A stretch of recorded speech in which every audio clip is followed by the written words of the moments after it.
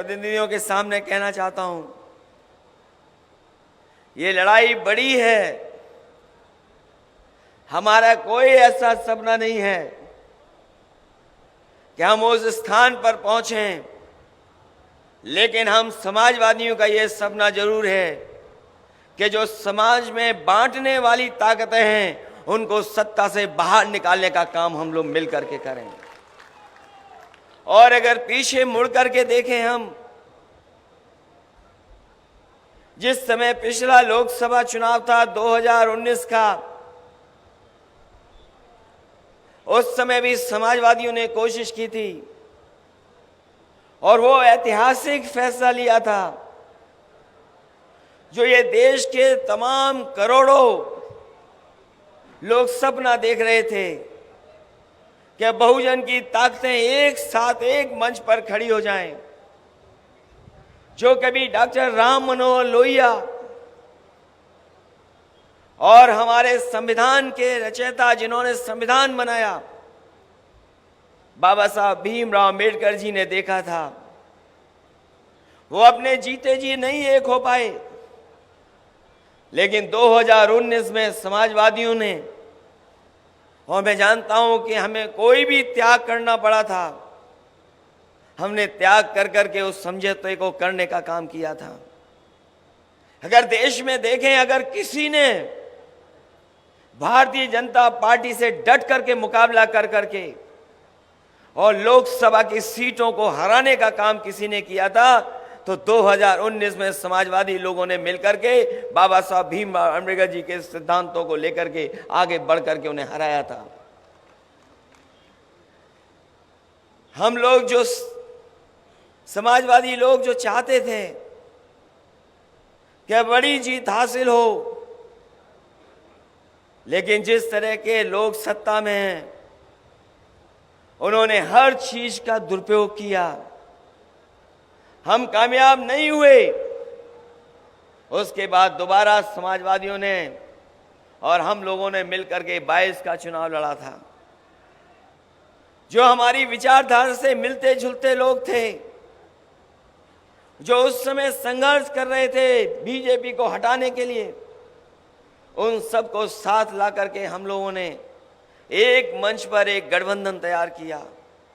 और मुझे खुशी है इस बात की कि 2022 में अभी तक का सबसे ज्यादा वोट प्रतिशत अगर किसी दल को मिला था और हमारी समाजवादी पार्टी को सबसे ज्यादा वोट के प्रतिशत में हम लोग हासिल किए थे।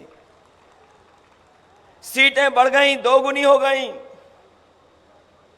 जीत नहीं पाए, लेकिन मैं ये कह सकता हूं आज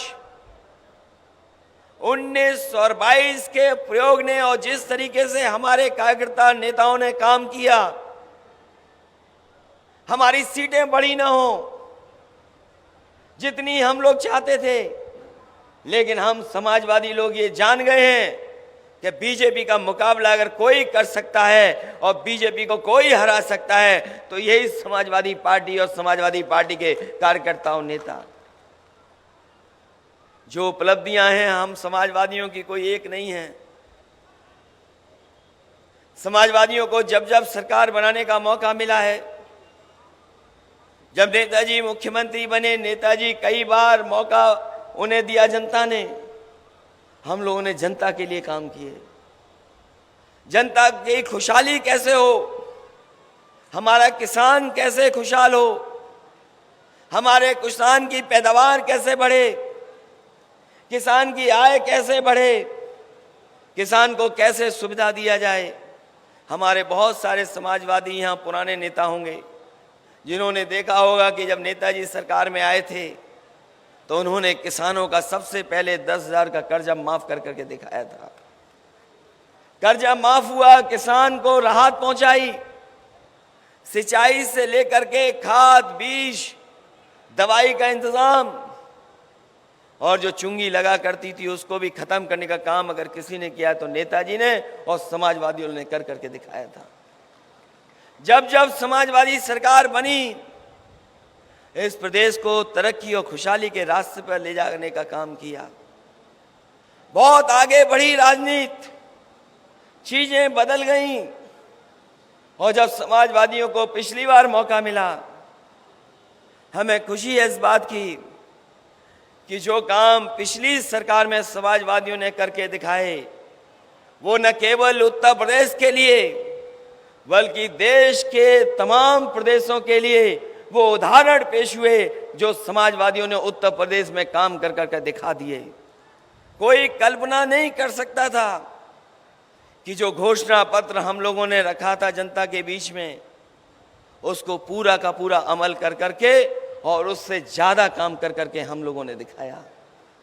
जिस शहर में हम लोग बैठे हैं, हालांकि बहुत सारे हमारे नेता इस बात को कहते थे कि लखनऊ में आपने ज्यादा काम कर दिया।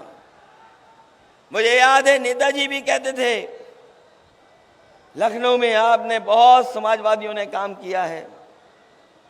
ये जो मेट्रो चल रही है, रिकॉर्ड टाइम में देश में अगर किसी ने बनाने का काम किया था तो समाजवादी सरकार ने शहर को मेट्रो दे दी।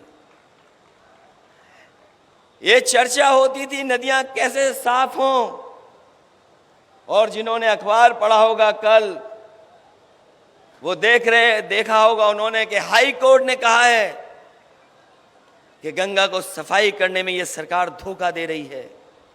और ये पहली बार कोर्ट की टिप्पणी नहीं है। कभी एनजीटी ने, कभी सुप्रीम कोर्ट ने, कभी हाई कोर्ट ने इस तरह की टिप्पणियां की हैं सरकार पर कि जिस तरीके का काम सरकार में गंगा सफाई को लेकर के और नदियां सफाई को लेकर के चल रहा है, इसमें बड़े पैमाने पर लूट और धोखा हो रहा है। अगर किसी ने उदाहरण पेश किया था कि शहर के अंदर नदियां कैसे साफ बह सकती हैं, तो समाजवादियों ने गोमती को साफ कर करके दिखाया। और आज भी ये उदाहरण है, जब कभी नदियां साफ करने का फैसला लिया जाएगा, जो मॉडल गोमती का है वही मॉडल ही अपनाना पड़ेगा। इसके अलावा कोई दूसरा मॉडल नहीं है जिससे आप नदियां साफ कर सकें। प्रवेश प्रारंभ नर्सरी से 12वीं तक मालथौन तहसील का एकमात्र CBSE school, Awadh Prabha Vidyapeeth and English medium school, Bina road, Besra, Malthone, जिला सागर। 35 किलोमीटर से बस सुविधा उपलब्ध है। डिजिटल क्लासरूम्स, 5 एकड़ का कैंपस, सर्व सुविधा युक्त।